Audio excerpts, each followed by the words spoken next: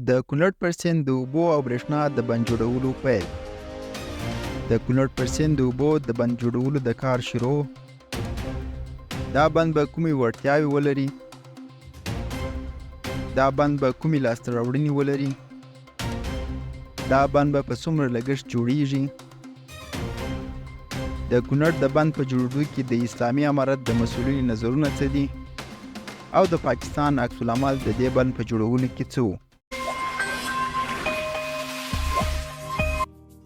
په تېرو څو لسیزو کې د کونړ د سیند اوبه په سلهاوو متره مکعبه پاکستان ته بې له کومې منظمې برنامې اوښتلې.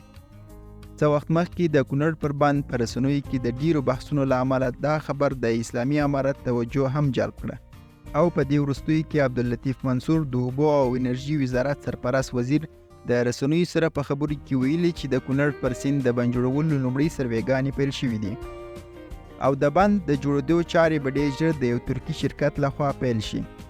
د ده په وینا د دې بند په جوړولو سره به 40,000 جریبه مځکه تر اوبو لاندې سي او دا بند به د 450 میګاواټو برېښنا د تولیدولو ظرفیت ولري.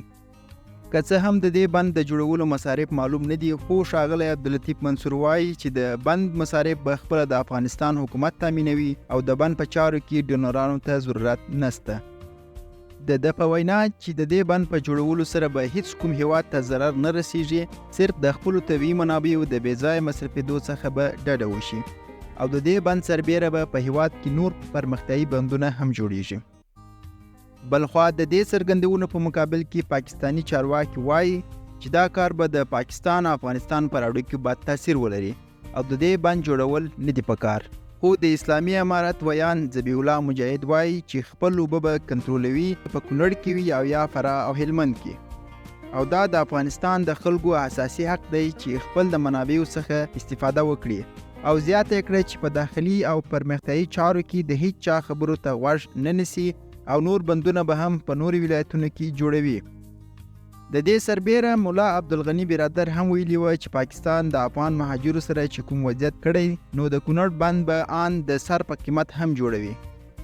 د ځینو اقتصاد پوهانو په وینا د دې بند په جوړولو سره به افغانستان په اقتصاد کې د پام وړ پرمختګ راسي او افغانستان به په منطقه کې د ښه نوم خاوند سي.